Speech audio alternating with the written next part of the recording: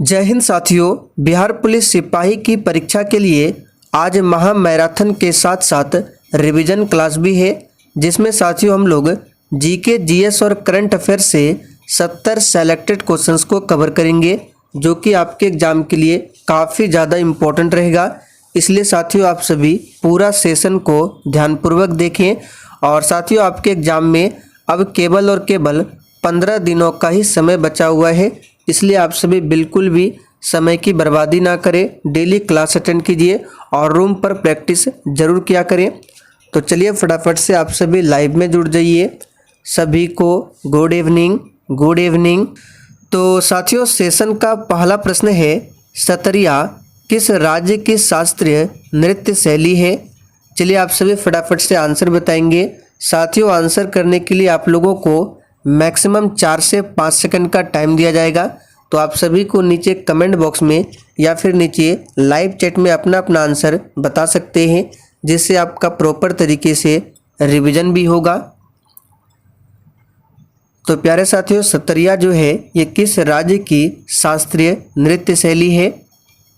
तो यहाँ पर पहले प्रश्न का सही जवाब है असम। याद रखिएगा, सतरिया ये असम राज्य का शास्त्रीय नृत्य शैली है।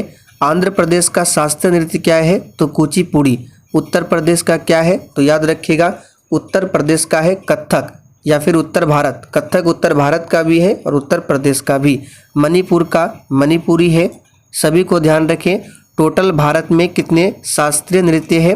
तो याद रखिएगा 8 शास्त्रीय नृत्य है। और शास्त्रीय भाषा पूछे कितने हैं? तो 6 शास्त्रीय भाषा है। सभी फैक्ट को ध्यान रखें। चलिए आगे देखिए, भारत के नए केंद्रीय सतर्कता आयुक्त कौन बने हैं? साथियों आपको बिल्कुल सोच समझकर आंसर करना है। और अगर आपको किसी भी प्रश्न में थोड़ा भी डाउट होता है तो आप लोग तुरंत कमेंट करके पूछ सकते हैं। आपके कमेंट का रिप्लाई 100% दिया जाएगा। तो साथियों वर्तमान में भारत के नए केंद्रीय सतर्कता आयुक्त कौन बने हैं? तो याद कर लीजिए, सुरेश एन पटेल। तो यहाँ पर सी ऑप्शन जो ही बच्चे दिए हैं बिल्कुल सही जवाब है। वर्तमान में भारत के मुख्य निर्वाचन आयुक्त पूछे कौन है? तो राजीव कुमार है। सभी को ध्यान रखें। आगे देखिए, किसी तत्व के समस्थानिक से क्या तात्पर्य है? तो समस्थानिक और संभारिक, इसके बारे में कल हमने बताया था आपको साइंस के क्लास में। कल हमने साइंस से 100 मोस्ट इम्पॉर्टेंट प्रश्नों को कवर किया है। साथियों अगर आप लोगों ने उस वीडियो को नहीं देखा है तो उसका लिंक मैं डिस्क्रिप्शन बॉक्स में दे दूंगा, आप लोग जाकर देख लीजिए। तो किसी तत्व के समस्थानिक से क्या तात्पर्य है? तो इसका सही जवाब है उस तत्व के वे परमाणु जिनकी परमाणु संख्या समान हो उसे समस्थानिक कहा जाता है। चलिए आगे देखिए, हाल ही में समुद्र शक्ति युद्धाभ्यास किन देशों के मध्य हुआ है? बिल्कुल टॉप लेवल का प्रश्न है, फटाफट से आंसर बताइए। हाल ही में समुद्र शक्ति युद्धाभ्यास किन 2 देशों के मध्य में हुआ है? तो साथियों यहाँ पर चौथे प्रश्न का आंसर जो ही बच्चे लाइव चैट में बी ऑप्शन बता रहे हैं बिल्कुल सही जवाब है, भारत और इंडोनेशिया के बीच में। चलिए आगे देखिए, निम्नलिखित में से किस सिख गुरु ने गुरुमुखी लिपि की शुरुआत की थी? बिल्कुल सेलेक्टेड क्वेश्चन है, इसलिए साथियों आपको एक भी प्रश्न को स्किप नहीं करना है। तो किस सिख गुरु ने गुरुमुखी लिपि की शुरुआत की? तो इसका सही जवाब है गुरु अंगद देव ने। यहाँ पर पहला ऑप्शन आपका सही जवाब है। गुरु नानक देव सिखों के पहले गुरु थे। गुरु गोविंद सिंह जी सिखों के 10वें गुरु थे। इनका जन्म पूछा जाता है 1666 में हुआ था पाटलिपुत्र में, और 1699 ईस्वी में गुरु गोविंद सिंह ने खालसा पंथ की स्थापना की थी। सभी फैक्ट को ध्यान रखें। चलिए आगे देखिए, सिलाव खाजा जिसे जीआई टैग मिला है यह किस राज्य की पारंपरिक मिठाई है? चलिए 6 के लिए फटाफट से आंसर कीजिए आप सभी। और साथियों जितने भी नए अभ्यर्थी जो कि चैनल पर पहली बार आए हैं, आपको क्लास टाइमिंग के बारे में बता देते हैं। देखिए क्लास जो है आपका डेली रात 8 बजे लाइव चैट के साथ चलता है। एक क्लास है रात 8:30 बजे, और कल एक और क्लास को स्टार्ट किए हैं जो कि सुबह 8 बजे आपको मिलेगा। तो 3 क्लास आपको एग्ज़ाम तक अटेंड करने हैं। PDF आपको टेलीग्राम पर मिल जाएगा। टेलीग्राम का लिंक इसी वीडियो के नीचे डिस्क्रिप्शन बॉक्स में है। तो साथियों, सिलाव खाजा जो है ये एक मिठाई है और इसे GI टैग मिला है। किस राज्य की ये पारंपरिक मिठाई है? तो याद रखना है बिहार।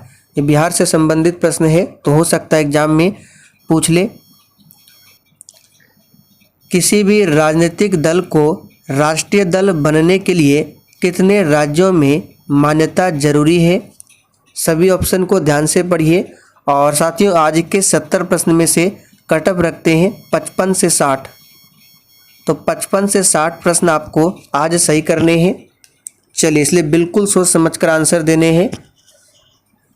तो साथियों, किसी भी राजनीतिक दल को राष्ट्रीय दल बनने के लिए कितने राज्यों में मान्यता जरूरी है? तो याद कर लीजिए 4 राज्यों में। यहाँ पर पहला ऑप्शन आपका सही जवाब है। वर्तमान में भारत में टोटल 28 राज्य है और 8 केंद्र शासित प्रदेश है। आगे देखिए, ICC T20 महिला विश्व कप 2023 का खिताब किसने जीता? चलिए, 8 के लिए फटाफट से आंसर कीजिए। ICC T20 महिला विश्व कप 2023 का खिताब जीता है, याद रखिएगा, ऑस्ट्रेलिया ने। यहाँ पर C ऑप्शन आपका सही जवाब है। ऑस्ट्रेलिया की राजधानी कहाँ पर है? तो कैनबरा है। चलिए आगे देखिए, निम्नलिखित में से किस क्षेत्र में भारत में प्रथम सहकारी आंदोलन का आरंभ हुआ था? बिल्कुल 1 नंबर का क्वेश्चन है, फटाफट से आंसर कीजिए।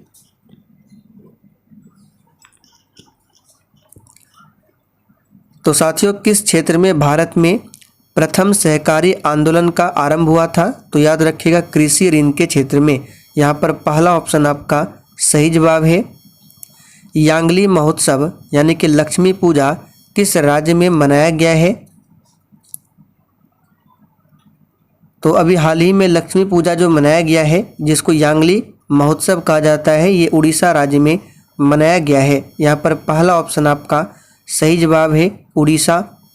चलिए आगे देखिए, नीमू बाजगो नामक बांध ये किस नदी पर स्थित है?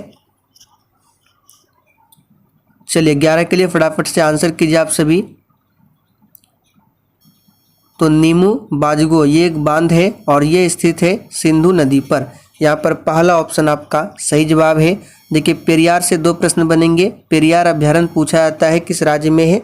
तो याद रखिएगा केरल में। पेरियार अभ्यारण्य किस राज्य में है? तो केरल राज्य में, ध्यान रखें। आगे देखिए, राजाजी राष्ट्रीय पार्क एक प्राकृतिक आवास है। किसका प्राकृतिक आवास है? चलिए 12 के लिए फटाफट से आंसर कीजिए। और साथियों, राष्ट्रीय उद्यान से भी संबंधित आपके एग्जाम में एक प्रश्न पूछ सकता है। और देखिए, जितने भी महत्वपूर्ण दिवस है उसको भी आप कंप्लीट कर लें, वहाँ से भी आपके एग्जाम में प्रश्न पूछे जाएंगे। तो साथियों, यदि अगर आप लोग टॉपिक वाइज GK GS की प्रैक्टिस करना चाहते हैं एग्जाम तक, तो आपको मेरे दूसरे चैनल पर जाना होगा। उस चैनल पर डेली शाम 7:30 बजे क्लास चलती है, उसका लिंक मैं डिस्क्रिप्शन बॉक्स में दे दूंगा। तो राजाजी राष्ट्रीय पार्क, तो ये एक प्राकृतिक आवास है। किसका? तो इसका सही जवाब हो जाएगा एशियाई हाथी का। तो यहाँ पर B ऑप्शन सही है। किसी वस्तु की कीमत में वृद्धि से क्या अभिप्रेरित है? यानी कि किसी वस्तु की कीमत में जो वृद्धि होती है उसका मतलब क्या है? इन चारों ऑप्शन में से आपको बताने हैं। तो प्यारे साथियों, किसी वस्तु की कीमत में वृद्धि का तात्पर्य होता है मुद्रा के मूल्य में गिरावट और वस्तु के मूल्य में वृद्धि। इसी को कहा जाता है किसी वस्तु की कीमत में वृद्धि। तो यहाँ पर D ऑप्शन आपका सही जवाब है। निम्नलिखित में से कौन सी पार्टी या संगठन डॉक्टर अंबेडकर द्वारा स्थापित नहीं किया गया था? चलिए 14 के लिए आंसर कीजिए आप सभी। तो समता दैनिक दल ये तो है स्वतंत्र मजदूर संघ, इससे भी संबंधित है Bhimrao Ambedkar. Republican party of India इससे भी, लेकिन दलित मुक्ति मोर्चा इससे संबंधित नहीं है। तो ये पार्टी जो है डॉक्टर अंबेडकर द्वारा स्थापित नहीं किया गया है। तो यहाँ पर पहला ऑप्शन आपका सही जवाब है। भारत की सबसे ऊंची मीनार कौन सी है? तो बहुत ही सिंपल क्वेश्चन है। भारत की सबसे ऊंची मीनार है कुतुब मीनार, जिसका निर्माण शुरू किसने किया था? तो कुतुबुद्दीन ऐबक ने। कुतुबुद्दीन ऐबक ने शुरू किया था। कुतुबुद्दीन ऐबक की मृत्यु कब हुई थी? तो 1210 में। घोड़े से गिरकर पोलो खेलते समय 1210 में कुतुबुद्दीन ऐबक की मृत्यु हो गई थी। तो कुतुब मीनार की नींव जो रखी थी कुतुबुद्दीन ऐबक ने। कुतुबुद्दीन ऐबक को लाख बख्श के नाम से जाना जाता है और उन्होंने ही गुलाम वंश की स्थापना की थी। गुलाम वंश दिल्ली सल्तनत का पहला वंश है। चलिए आगे देखिए, चार मीनार पूछा जाता है, ये हैदराबाद में है। सामान्य रूप से भारत में प्रति 5 वर्ष बाद वित्त आयोग की नियुक्ति की जाती है, किसके द्वारा? देखिए, वित्त आयोग के गठन के बारे में संविधान के अनुच्छेद 280 में बताया गया है और इसकी नियुक्ति जो है राष्ट्रपति करते हैं। तो यहाँ पर 16वें प्रश्न का सही जवाब क्या होगा? सामान्य रूप से भारत में प्रति 5 वर्ष बाद, ये देखिए प्रत्येक 5 वर्ष के अंतराल में वित्त आयोग की नियुक्ति होती है और केंद्रीय अनुदान और संघ के राजस्व में राज्यों का अंश निर्धारित करने के लिए इसकी नियुक्ति की जाती है राष्ट्रपति के द्वारा। चलिए आगे देखिए, ओजोन छेद से क्या तात्पर्य है? चलिए 17 के लिए आंसर कीजिए। ओजोन लेयर क्या करता है? तो सूर्य से आने वाली परावैंगनी किरणें जो है उससे हमारी रक्षा करते हैं ओजोन छिद्र, और ये ओजोन लेयर जो है समताप मंडल में मिलता है। और ओजोन दिवस 16 सितंबर को मनाया जाता है। ओजोन परत की मोटाई को डॉप्सन से मापा जाता है। तो इन सभी फैक्ट को ध्यान रखें। तो ओजोन छेद से मतलब क्या है? तो समताप मंडल में ओजोन परत की मोटाई कम होना, इसी को कहा जाता है ओजोन छेद। संयुक्त राष्ट्र संघ दिवस कब मनाया जाता है? चलिए फटाफट से आंसर बताइए। संयुक्त राष्ट्र संघ दिवस कब मनाया जाता है? तो इसकी स्थापना 24 अक्टूबर 1945 को हुई थी, संयुक्त राष्ट्र संघ, और ये मनाया जाता है 24 अक्टूबर को संयुक्त राष्ट्र संघ दिवस, ध्यान रखें। चलिए आगे देखिए, कौन सा संयंत्र तरल पदार्थों के विशिष्ट गुरुत्व को मापता है? तो कौन सा यंत्र है जो तरल पदार्थों के विशिष्ट गुरुत्व को मापता है? तो ये है हाइड्रोमीटर, ना कि हाइग्रोमीटर। हाइग्रोमीटर आर्द्रता को मापता है, जबकि हाइड्रोमीटर विशिष्ट गुरुत्व को मापता है। बैरोमीटर से वायुमंडलीय दबाव को मापा जाता है। आगे देखिए, साइकिल का आविष्कार किस देश ने किया था? और साथियों, जिसने अभी तक सेशन को लाइक नहीं किया है, प्लीज़ आप सभी से रिक्वेस्ट है कि आप सभी सेशन को दिल से एक बार ज़रूर लाइक कर दीजिए। और साथियों, बिहार पुलिस एग्ज़ाम के लिए हमने बहुत सारे मैराथन क्लास को कवर किया है, तो एग्ज़ाम से पहले सभी मैराथन क्लास को ज़रूर देख लें। आपके एग्ज़ाम में वहाँ से भी बहुत सारे प्रश्न पूछे जाएंगे। और हाँ, प्रीवियस ईयर पेपर को सॉल्व करना ना भूलना है, क्योंकि प्रीवियस ईयर से भी आपके एग्ज़ाम में बहुत सारे प्रश्न आएंगे। तो सभी का अलग अलग प्लेलिस्ट बना हुआ है, आप लोग चैनल के प्लेलिस्ट में जाइए या फिर वीडियो के डिस्क्रिप्शन बॉक्स में सभी का प्लेलिस्ट मिल जाएगा। तो साइकिल का आविष्कार किस देश ने किया था? तो याद रखिएगा, जर्मनी ने। पौधे मिट्टी में घुले हुए नाइट्रेट को अवशोषित करते हैं तथा उन्हें परिवर्तित कर देते हैं, किसमें?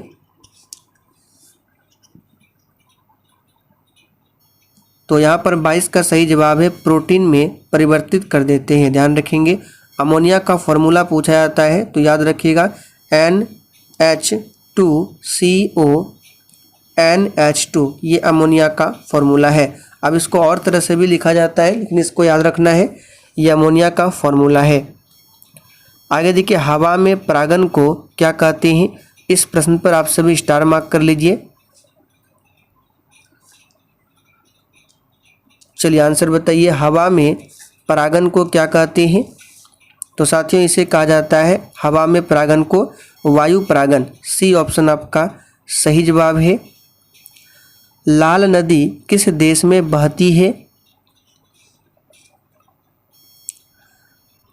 तो प्यारे साथियों, लाल नदी जो है ये वियतनाम में बहती है। यहाँ पर डी ऑप्शन आपका सही जवाब है। केसर का मुख्य उत्पादक राज्य, वेरी इंपॉर्टेंट रहेगा, इसको भी मार्क कर लें। चलिए आंसर कीजिए। केसर का उत्पादन याद रखना है, जूट का उत्पादन याद रखना है, गन्ना का उत्पादन याद रखना है, ये सभी आपके एग्जाम में पूछे जा सकते हैं।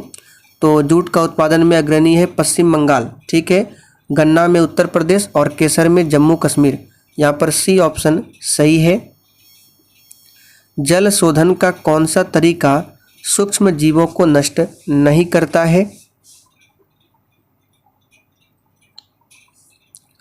तो सूक्ष्म जीवों को जो नष्ट करता है उबालकर भी किया जाता है, क्लोरीनीकरण के भी द्वारा होता है, परावैंगनी विकिरण के द्वारा भी होता है, लेकिन निस्यंदन के द्वारा नहीं हो सकता है।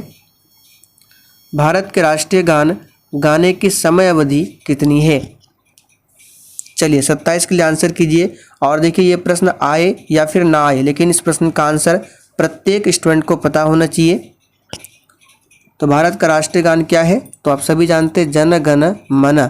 और गाने में जो समय अवधि, तो याद रखिएगा ये 52 सेकंड का लगता है। कीट वंश से होने वाली खुजली किसके कारण होती है? तो साथियों कीट वंश से होने वाली खुजली जो है, फटाफट से कीजिए आंसर, किसके कारण होती है? तो ये फॉर्मिक अम्ल के कारण होती है, ध्यान रखेंगे। लाल चींटी के डंक में पाया जाता है फॉर्मिक अम्ल। चलिए आगे देखिए, महात्मा गांधी राष्ट्रीय समुद्री उद्यान कहाँ पर अवस्थित है?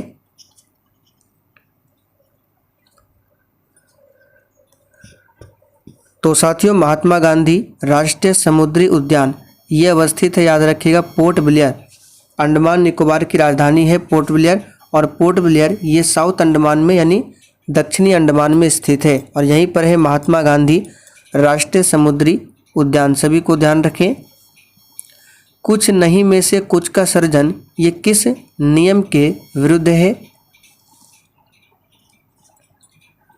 तो कुछ नहीं में से कुछ का सर्जन जो है ये किस नियम के विरुद्ध है? तो द्रव्यमान ऊर्जा के संरक्षण के विरुद्ध है। यहाँ पर बी ऑप्शन आपका सही जवाब है। भूमध्य रेखा निम्नलिखित में से किस देश से होकर नहीं गुजरती है? देखिए भूमध्य रेखा ये हमारा अर्थ है, तो बीचों बीच ये जो लाइन है इसी को कहा जाता है भूमध्य रेखा। इसी का अन्य नाम है इक्वेटर, या फिर इसे विषुवत रेखा भी कहा जाता है। और इस भूमध्य रेखा के 23.5 डिग्री ऊपर में ये है कर्क रेखा, और कर्क रेखा जो है हमारे भारत के बीचों बीच से होकर गुजरती है। और 23.5 डिग्री साउथ में क्या है? तो ये है मकर रेखा। सभी को ध्यान रखें। तो भूमध्य रेखा ये जो है किस देश से होकर नहीं गुजरती है? तो केन्या से होकर गुजरती है, इंडोनेशिया से भी, ब्राज़ील से भी, लेकिन मैक्सिको से होकर नहीं गुजरती है। तो यहाँ पर बी ऑप्शन आपका सही आंसर है। विश्व के इतिहास में पहली परमाणु आपदा कब हुई थी? चलिए फटाफट से आंसर बताएंगे। देखिए इस प्रश्न से संबंधित जितने भी प्रश्न बन सकते हैं हमने आपको बहुत बार बताया है कि विश्व के इतिहास में पहली परमाणु आपदा, दूसरी परमाणु आपदा और किसमें कौन सा ईंधन का प्रयोग हुआ था, कब गिराया गया था, सभी को हमने बताया है। तो पहली परमाणु आपदा, इसका सही जवाब हो जाएगा आपका ऑप्शन डी 6 अगस्त 1945 को। और 3 दिन बाद 9 अगस्त 1945 को दूसरी परमाणु आपदा होती है। आप लोग कमेंट करके बताइए 6 अगस्त 1945 को परमाणु बम कहाँ पर गिराया गया था, कौन से शहर में? भारत के किस राज्य में सर्वाधिक सिंचाई ट्यूबवेल द्वारा की जाती है? कौन सा ऐसा राज्य है जहाँ पर सबसे अधिक सिंचाई जो है ट्यूबवेल द्वारा की जाती है? तो याद रखिएगा ये किया जाता है उत्तर प्रदेश में। यहाँ पर सी ऑप्शन आपका सही जवाब है। जनसंख्या के हिसाब से उत्तर प्रदेश नंबर 1 पर है, दूसरे स्थान पर महाराष्ट्र है और तीसरे स्थान पर अपना बिहार है। गौतम बुद्ध के संवादों की भाषा क्या थी? चलिए आंसर कीजिए, फटाफट से आंसर बताना है। गौतम बुद्ध के संवादों की भाषा क्या थी? तो याद रखिएगा गौतम बुद्ध जो अधिकतर उपदेश देते थे ये पाली भाषा में। यहाँ पर बी ऑप्शन सही जवाब है। गौतम बुद्ध का पहला उपदेश जिसे धर्म चक्र प्रवर्तन कहा गया, ये दिया गया था कहाँ पर? तो याद रखिएगा सारनाथ में। और सबसे अधिक उपदेश दिया गया था श्रावस्ती में। सभी को ध्यान रखिए। गौतम बुद्ध की मृत्यु कुशीनगर में। विश्व एड्स दिवस किस दिन मनाया जाता है? देखिए एड्स का फुल फॉर्म भी पूछा जाता है, तो एक्वायर्ड इम्यूनो डिफिशियंसी सिंड्रोम। प्रत्येक वर्ष विश्व एड्स दिवस 1 दिसंबर को मनाया जाता है। और ये जो एड्स बीमारी है ये किसके कारण होता है? तो ये वायरस के कारण होता है। कौन सा वायरस है? HIV वायरस से होने वाला रोग है। बंगाल के विभाजन को रद्द किसने किया था? देखिए, बंगाल विभाजन किया था 1905 में लॉर्ड कर्जन ने। ये तो सभी को पता है, लेकिन बंगाल का विभाजन जो रद्द किया गया था ये किया गया था लॉर्ड हार्डिंग द्वारा। यहाँ पर बी ऑप्शन आपका सही जवाब है, ध्यान रखें, लॉर्ड हार्डिंग द्वारा। लॉर्ड चैम्सफोर्ड के समय में क्या हुआ था? तो जालियांवाला बाग हत्याकांड की घटना 13 अप्रैल 1919 को पंजाब के अमृतसर में। भारतीय रॉकेट से छोड़े गए विश्व के सबसे छोटे अंतरिक्ष यान का क्या नाम है? देखिए, आर्यभट्ट जो है ये भारत का सबसे पहला क्या है? तो याद रखिएगा, ये पहला उपग्रह है भारत का जो कि 1975 में लॉन्च किया गया था। तो यहाँ पे बताना है विश्व के सबसे छोटे अंतरिक्ष यान का नाम क्या है जो कि भारतीय रॉकेट से छोड़ा गया। तो याद कर लीजिए, महत्वपूर्ण प्रश्न है, ये है स्प्राइट्स। ऑप्शन में सी दिया गया, स्प्राइट्स। आगे देखिए, भारत में पहली बार किसने वार्षिक आय का अनुमानित किया था? यानी राष्ट्रीय आय का अनुमान सबसे पहले किसने लगाया था, ये आपको बताना है। तो साथियों, ये लगाया था दादा भाई नौरोजी ने। यहाँ पर पहला ऑप्शन आपका सही जवाब है। और जिस समय अनुमान लगाया था उस समय प्रति व्यक्ति आय पूछे कितना था? तो 20 रुपये प्रति व्यक्ति आय, याद रखिएगा। एनी बेसेंट की बात करें तो इन्होंने 1917 में भारतीय राष्ट्रीय कांग्रेस की अध्यक्षता की थी और ये अध्यक्षता करने वाली ये प्रथम महिला बनी थी कांग्रेस की। और कांग्रेस की अध्यक्षता करने वाली प्रथम भारतीय महिला पूछे तो 1925 में सरोजनी नायडू। महात्मा गांधी ने केवल और केवल 1924 में बेलगांव अधिवेशन में कांग्रेस की अध्यक्षता की थी। सभी फैक्ट को ध्यान रखें। फ्रंटियर गांधी किसे कहा जाता है? चलिए, बहुत ही सिंपल क्वेश्चन है। तो फ्रंटियर गांधी, सीमांत गांधी, ये कहा जाता है खान अब्दुल गफ्फार खान को। आगे देखिए, निम्नलिखित में से कौन सा संविधान संशोधन राष्ट्रपति को किसी मामले को पुनर्विचार के लिए मंत्री परिषद को भेजने की शक्ति प्रदान करता है?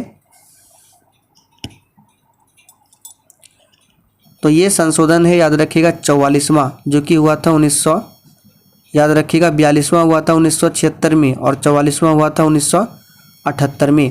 देखिए, 42वां एग्जाम के लिए काफ़ी ज़्यादा इम्पोर्टेंट रहेगा। लगभग परीक्षाओं में यहाँ से प्रश्न पूछे ही जाते हैं, तो इसके बारे में थोड़ा सा बता देते हैं।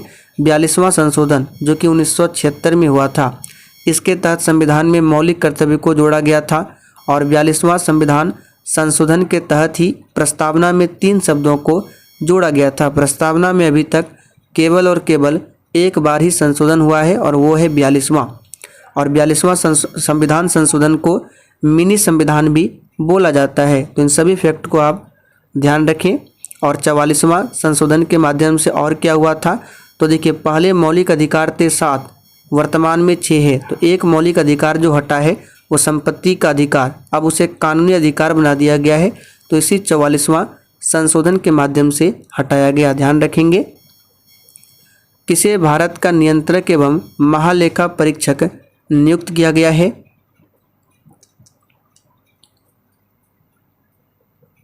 तो भारत का नियंत्रक एवं महालेखा परीक्षक, महान्यायवादी नहीं पूछा गया है। अगर महान्यायवादी पूछे भारत में वर्तमान में कौन है तो आर वेंकटरमनी, जिसे अटॉर्नी जनरल कहा जाता है। सर क्रिक विवाद किन 2 देशों के मध्य है? चलिए आंसर कीजिए फटाफट से। सर क्रिक विवाद किन 2 देशों के मध्य में है?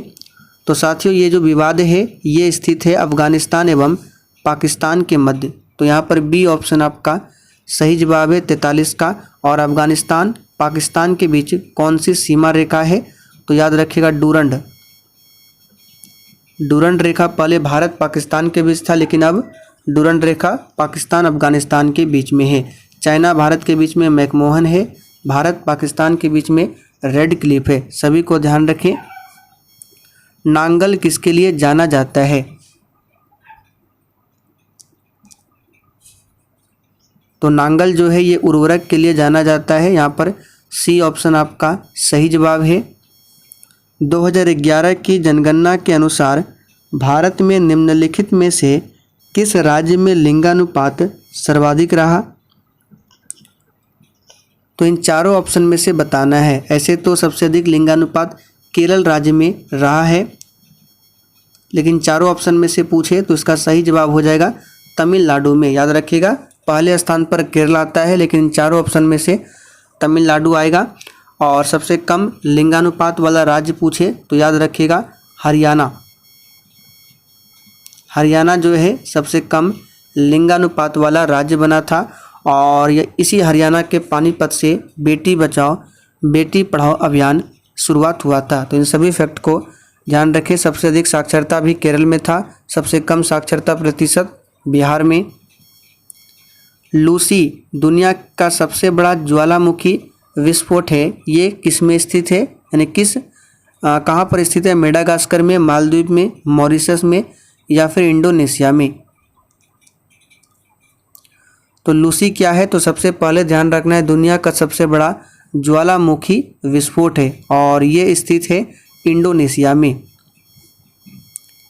निम्न में से कौन सी प्रार्थना समाज की मांग नहीं थी? तो यहाँ पर 47 का आंसर क्या हो जाएगा? तो प्रार्थना समाज की मांग कौन सी नहीं थी? तो अस्पृश्यता की समाप्ति, ये मांग नहीं थी, बाकी ये सभी था। चलिए आगे बढ़ते हैं।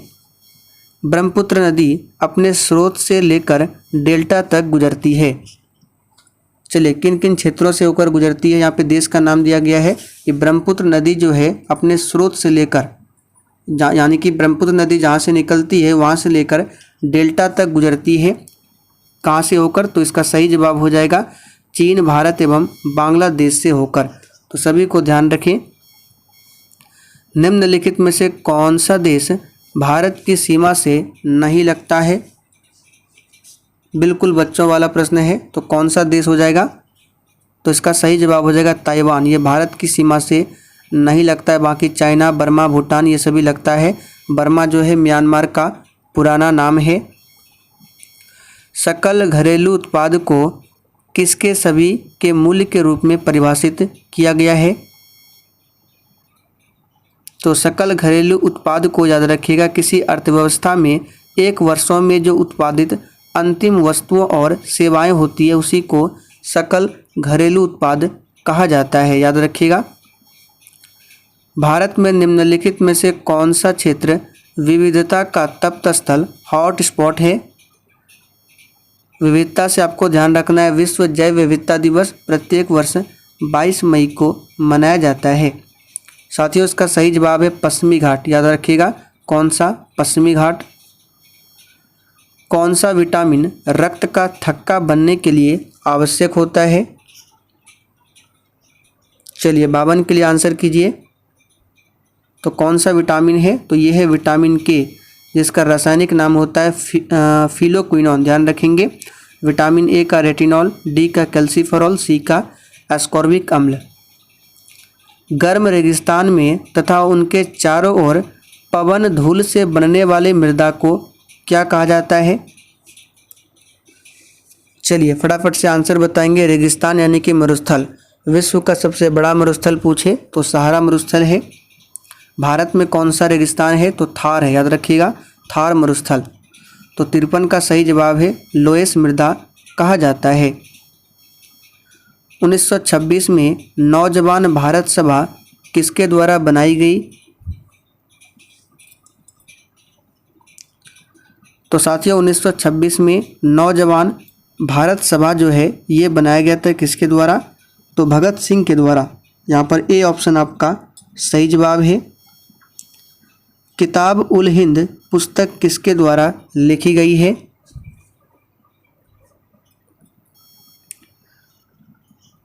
तो साथियों किताब उल हिंद जो पुस्तक है ये लिखा गया है अलबरूनी के द्वारा। यहाँ पर बी ऑप्शन आपका सही जवाब है। धारणीय विकास की संकल्पना किससे संबंधित है? और साथियों सेशन के लास्ट में बिल्कुल ईमानदारी पूर्वक आपको अपना अपना स्कोर कमेंट करके देना है। तो धारणीय विकास की संकल्पना जो है ये साथियों संबंधित है निःशेषनीय स्रोत से। यहाँ पर बी ऑप्शन सही है। ब्लू चिप कंपनी क्या है? चलिए, इस प्रश्न को हमने आपको पहले भी 3 से 4 बार बताया है, बहुत पहले बताया था। तो ब्लू चिप कंपनी जो है ये क्या है? तो याद रखिएगा, ब्लू चिप कंपनी आर्थिक रूप से बहुत मजबूत होती है, इसी को कहा जाता है, यानी कि जो कंपनी आर्थिक रूप से बहुत स्ट्रांग होता है उसी को कहा जाता है ब्लू चिप कंपनी। राजस्व में रैयतवाड़ी प्रयोग का प्रारंभ किसके द्वारा किया गया था?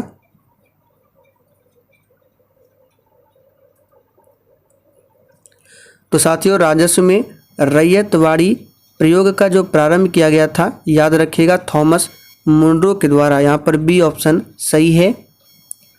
निम्नलिखित में से कौन सी आग्नेय चट्टान नहीं है?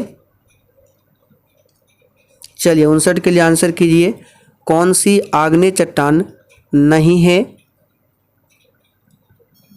तो साथियों, इसका सही जवाब है सेल क्रम की जो चट्टानें होती है वो आग्नेय चट्टान नहीं है।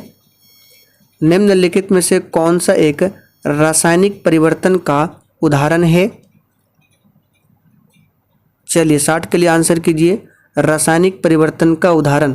नरम लोहे का चुंबकीय होना भौतिक, जल में शक्कर का घुलना भौतिक, जल में बर्फ के घरों का बनना ये भी भौतिक है, कागज का जलना ये रासायनिक परिवर्तन है। तो पहला ऑप्शन सही है। निम्नलिखित में से कौन राष्ट्रीय एकता परिषद का गठन करता है? तो प्यारे साथियों, राष्ट्रीय एकता परिषद का गठन करता है प्रधानमंत्री कार्यालय। पहला ऑप्शन आपका सही जवाब है। नीति आयोग की स्थापना की बात करें, 1 जनवरी 2015 को इसकी स्थापना होती है और इसके अध्यक्ष स्वयं प्रधानमंत्री होते हैं। आप लोग कमेंट करके बताइए वर्तमान में इसके उपाध्यक्ष कौन है और हाल ही में CEO कौन बने हैं। इन सभी फैक्ट को आपको ध्यान रखना और कमेंट करके बताना है उपाध्यक्ष कौन बने हैं। और CEO बता देते हैं तो BVR सुब्रमण्यम बने हैं CEO, और उपाध्यक्ष कौन है तो सुमन बेरी। सभी को याद कर लीजिए। नीति आयोग से पहले क्या था ये आपको कमेंट करके बताना है। विश्व का सबसे बड़ा मंदिर परिसर कहाँ स्थित है? तो इसे हमने पहले भी बताया था, कल या परसों शायद, तो कंबोडिया में है। हड़प्पा स्थल किस नदी के तट पर स्थित है? तो हड़प्पा की खोज 1921 में दयाराम साहनी ने किया था और यह रावी नदी के तट पर स्थित है। रावी नदी का वैदिक काल में नाम क्या था? तो परुसनी, और झेलम नदी का वैदिक काल में वितस्तता। तो इस फैक्ट को भी ध्यान रखें। निम्नलिखित में से कौन सा गैसीय वायु का प्रदूषण नहीं है? यानी इनमें से कौन सा गैसीय वायु का प्रदूषण नहीं है? तो सल्फर के ऑक्साइड ये तो है, नाइट्रोजन के ऑक्साइड ये भी है, धुआं भी है, लेकिन केवल नाइट्रोजन नहीं है। और नाइट्रोजन की बात करें तो वायुमंडल में सबसे अधिक यही गैस है 78%। चलिए आगे देखिए, सुनहरा चावल गोल्डन राइस, चलिए आंसर कीजिए। तो सुनहरा चावल गोल्डन राइस में कौन सा विटामिन पाया जाता है ये भी पूछा जाता है। तो इसमें याद रखिएगा विटामिन ए पाया जाता है सुनहरा चावल यानी गोल्डन राइस में। तो 65 का सही जवाब है। देखिए, एक ट्रांसजेनिक चावल की किस्म है जिसमें कैरोटीन के लिए जीन तत्व उपलब्ध है। यहाँ पर सी ऑप्शन याद कर लीजिए, इसका सही जवाब है। चलिए आगे देखिए, भारत के राष्ट्रीय कैलेंडर का पहला मास कौन सा होता है?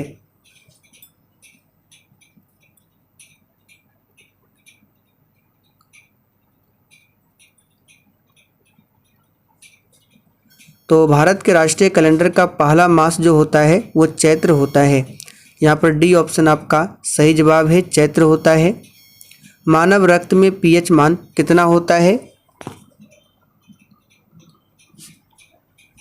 तो मानव रक्त का जो pH मान होता है ये 7.4 होता है, जो कि क्षारीय प्रकृति का होता है।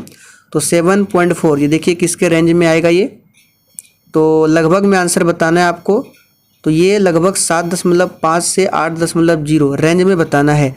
देखिए ऑप्शन ए तो होगा नहीं, यहाँ पर ऑप्शन के हिसाब से आंसर करना है तो बहुत ही कम है, 5 वाला भी नहीं होगा, 8 भी नहीं होगा, तो रेंज आपका आता है सी लगभग में। चलिए आगे देखिए, निम्नलिखित में कौन चंगेज खान का समकालीन था?